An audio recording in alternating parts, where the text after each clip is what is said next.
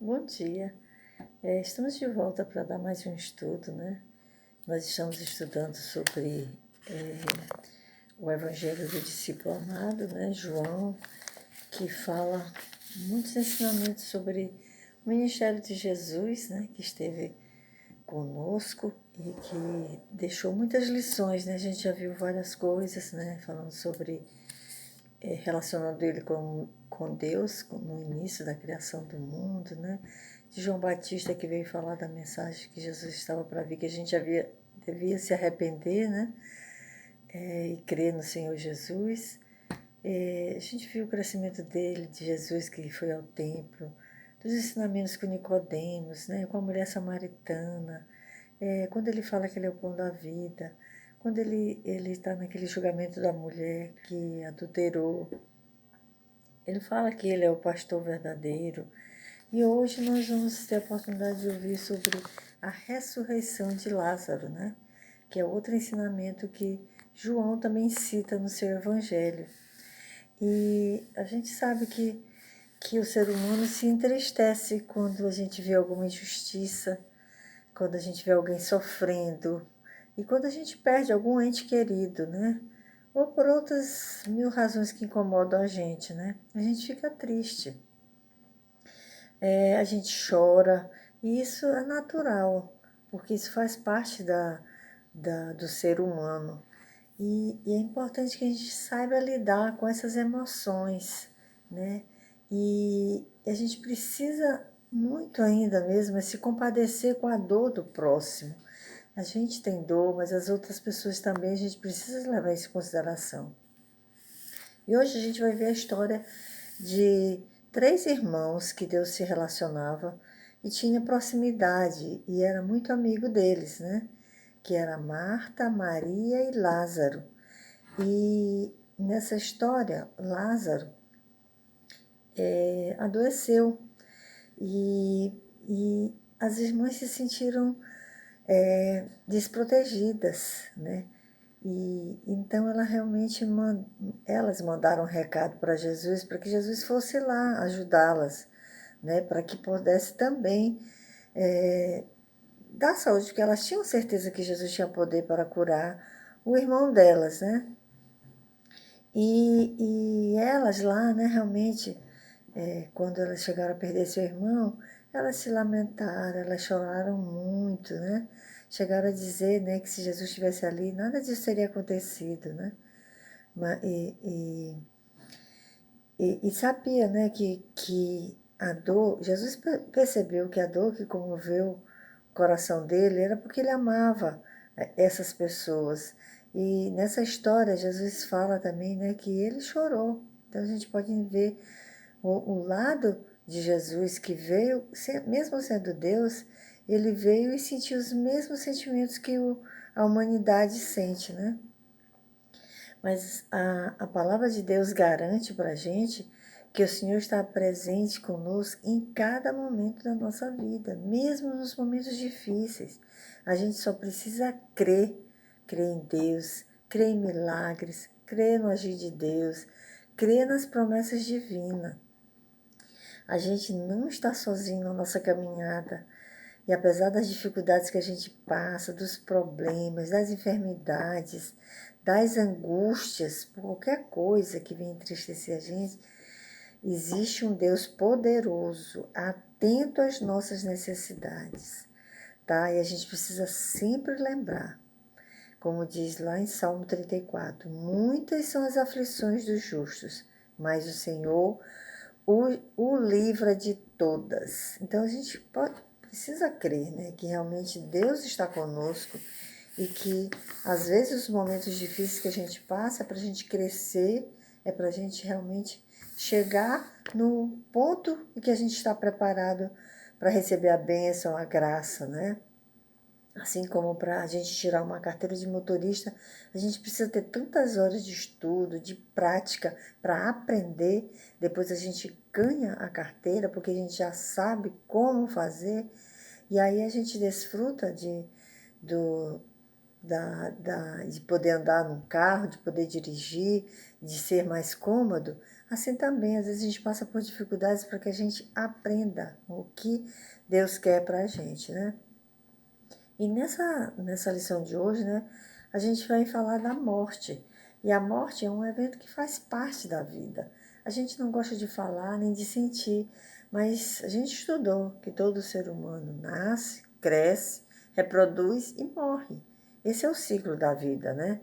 Mas a gente sabe que a morte causa dor, causa tristeza, causa saudade, né? Mas a gente precisa lidar com isso, porque é algo que todo mundo vai passar, né? A Bíblia cita alguns casos de mortes, né? E que houve ressurreição, né?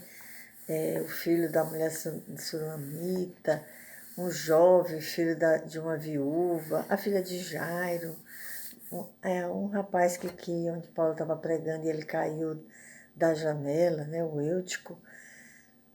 Vários episódios que há o poder de Deus para ressuscitar, né? E nesse momento dessa história que a gente vai contar hoje, é que Jesus estava perto de concluir seu ministério, né? Seu ministério que foram 3 anos, que ele realmente chamou seus discípulos e foi junto realmente falar do que, por que ele veio, para que a gente pudesse entender, né? E a conclusão crítica mesmo da sua missão seria passar pela morte na cruz, né? Para que a gente pudesse ter vida, precisava que tivesse alguém que pudesse pagar e alguém ser defeito, perfeito. Esse alguém foi Jesus, né? Então, nesse momento, Jesus se retirou com seus discípulos, né? Foi para um lugar mais distante, porque às vezes ele precisava estar somente com os discípulos para falar realmente mais de perto, explicar coisas que ele queria que os discípulos dessem continuidade, né? E certo dia, um dia desse, chegou um mensageiro lá nesse local e que veio dar um recado da família, né, de Marta, que Marta e Maria tinham enviado para ele, dizendo que o irmão dele estava muito doente, pedindo a ajuda de Jesus para ir lá. Tá? Os 3 eram irmãos, eles moravam em Betânia, né? E a Bíblia fala que os 3, se tornaram muito próximos de Jesus. E o vínculo deles era forte. Naquela época, não existiam hotéis, então os viajantes, quando iam de cidade em cidade, eram hospedados nas casas dos judeus e às vezes eles não conheciam o hóspede, mas eles levavam muito a sério essa hospitalidade, tratavam muito bem. E por vezes que Jesus passava no mesmo local, ele acabava, desculpa, adquirindo um grau de amizade, né? E de pessoas para pessoas, algumas eram mais próximas e outras não, né? E interessante que João foi o único que registrou no Evangelho, nos 4 Evangelhos, Mateus, Marcos, Lucas, João foi o único que destaca essa história, né? E mostra o aspecto bem humano de Jesus. Fala da rotina dele, o que acontecia bem perto, né? E o que a gente pode entender com isso? 2 coisas deixam bem forte, bem claro, é que Jesus tinha relacionamentos e que Jesus tinha sentimentos, né?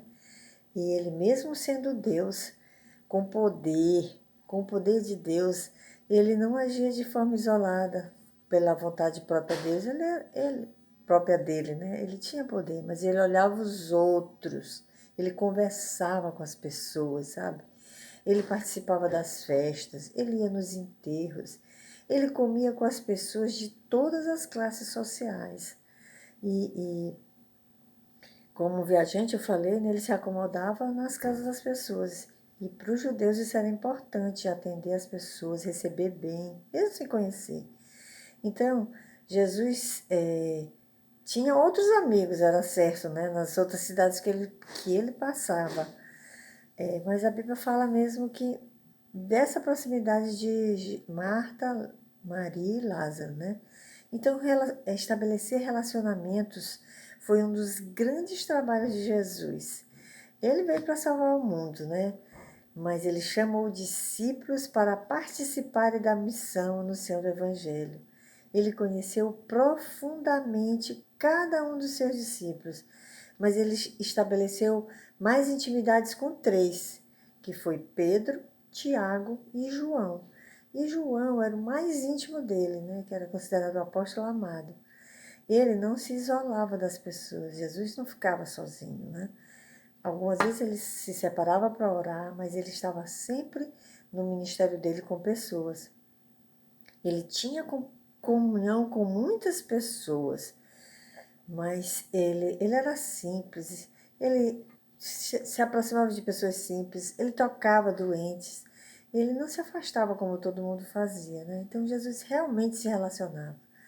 E a outra coisa era Jesus tinha sentimentos, amizade, alegria, dor, compaixão e até lágrimas, sabe? Tudo isso é citado na história. E a maior prova isso, prova que é a humanidade de Jesus. Jesus veio como homem, apesar de ser Deus, sem erro, sem pecado, mas ele sentiu as mesmas coisas que o homem sentiu, né? Ele às vezes também sentiu raiva, ira, pavor, cansaço, fome, indignação, sede, decepção, amor e solidariedade. Jesus sentiu as coisas que nós sentimos, tá? Jesus não negava seus sentimentos, né? Ele expressava tudo isso, mas só que ele não pecava. E como Deus, ele conheceu na sua pele, né? Toda a fragilidade da nossa humanidade. Então, realmente, ele sabe como nós podemos nos sentir. E aquela família, né, que era muito amada, foi pedir ajuda para ele, para que realmente seu irmão pudesse ser curado, né? E o rapaz foi lá e não teve. E Jesus enviou uma resposta para ele. Ele não foi pessoalmente, mas ele mandou uma resposta. Ele disse: Olha, o resultado final dessa doença não será a morte de Lázaro. Fica tranquilo. E parecia uma palavra de consolo, né? Mas alguns dias depois, Lázaro veio a falecer. E com o falecimento do único homem da família, as irmãs se sentiram desamparadas. Elas não têm mais sustento e elas poderiam até perder a casa. Porque a gente sabe que naquela época a mulher não tinha muito valor. Era o homem que comandava tudo. A mulher só poderia fazer as coisas em casa. E sem ter um homem lá, elas estavam desoladas, né? Sem saber como iam proceder a vida delas daqui para frente, né? Elas estariam órfãs, né? Mas Jesus, quando não tinha atendido aquele pedido de socorro, aparentemente, a sua palavra para elas parece que não tinha se cumprido, porque ele disse que não seria para a morte, mas Lázaro morreu. E depois de 4 dias, aliás, depois de 2 dias que ele recebeu o recado, ele decidiu ir lá. Então, quando ele chegou lá, chegou lá em Betânia, Lázaro já havia sido enterrado há 4 dias. Então, a gente crê que o caminho de onde ele estava para chegar onde lá, eram 2 dias. 2 dias a pessoa chegou lá e deu o recado. E 2 dias depois que Jesus voltou, o Lázaro já tinha morrido. Então, depois de 4 dias, ele já havia sido sepultado, né? Quando Jesus volta. Quando Jesus vem caminhando, Marta, a irmã dele mais velha, sai correndo aos pés de Jesus chorando e disse: Ô Senhor, se o Senhor estivesse aqui, meu irmão não teria morrido. E Jesus chega, se comove com Marta, depois chega, chama Maria e abre seu coração da mesma forma, né? Maria chega para ele também, se lamenta porque o irmão tinha morrido e Jesus não estava aqui a tempo, né? E diante de toda essa tristeza da família, todo mundo lá chorando, Jesus decidiu ir ao túmulo. Vamos, eu quero que vocês me levem lá. E as pessoas, mas Jesus, já faz 4 dias que Lázaro morreu, vai estar um cheiro muito forte, desagradável. Mas Jesus insistiu, me levem lá, né? E levaram ele ao sepulcro. E o sepulcro era fechado com pedras. Devia ser difícil tirar a pedra, porque devia ser pesada, mas tiraram. E lá, diante de toda aquela cena, vendo todo mundo chorar, Marta e Maria desesperadas, vendo o túmulo de Lázaro, desculpa, Jesus se comoveu e aí Jesus chorou.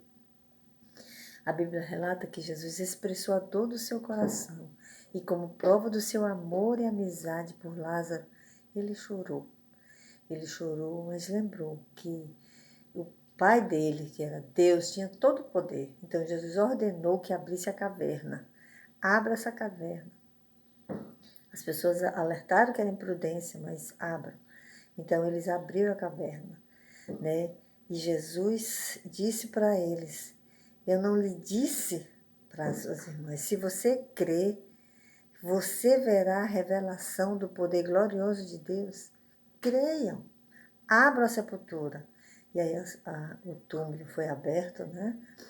E Jesus fez uma grande oração em público diante de todo mundo lá para testificar, para testemunhar que não era ele não, mas era o poder de Deus através dele que ia fazer o milagre ali acontecer.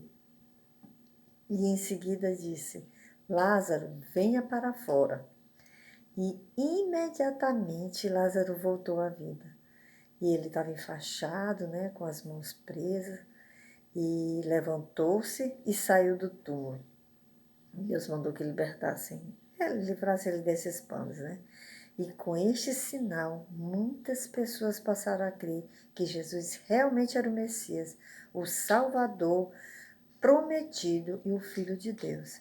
Às vezes as pessoas só creem quando elas veem, elas não creem pela palavra deixada, pelos ensinamentos, pelas consequências que vêm de um fato, mas elas precisam ver, né? E a Bíblia diz: feliz é aquele que não viu e creu. Então, Jesus mostra vários milagres para aqueles que são incrédulos pudessem crer na palavra dele, tá? E o aspecto mais importante desse advento da ressurreição de Lázaro foi Jesus dar sinais do seu poder divino. E que a gente entenda que a vida é algo que só Deus pode conceder. Só Deus. Olha, o ser humano pode tirar a vida de qualquer pessoa, mas dar a vida ele não consegue. Depois que a pessoa morre, enquanto a vida, ele pode estar com aparelhos, criando estudos e salvando vidas, mas depois que a pessoa morre, nenhum ser humano consegue dar vida. Só Jesus, né? E pelo poder de Deus, que dá essa capacidade para ele e deixa para a gente também, né? E através do poder da palavra de Jesus, né, do poder da sua palavra, perdão, da palavra de Deus, Jesus trouxe Lázaro de volta à vida. E o que a gente precisa entender é que esse poder ainda é o mesmo. E com a palavra de Deus, pode trazer vida de volta aos corações feridos e magoados, aos casamentos destruídos, a confiança entre pais e filhos, a fé enfraquecida. Tanta coisa que para a gente parece impossível, esse mesmo poder de Deus que ressuscitou Lázaro está presente e pode reconstruir nossa vida, pode reconstruir todas as pessoas. E a gente precisa entender e crer que a palavra de Deus tem poder, né? Jesus pode fazer milagres e através de Deus na sua vida, né? E hoje também a gente pode ter esse poder à nossa disposição e a gente só precisa colocar todas as nossas necessidades, tudo que a gente realmente quer diante do Senhor. A gente tem que pedir para a pessoa certa, pedir para Deus e Ele vai nos conceder todas as coisas.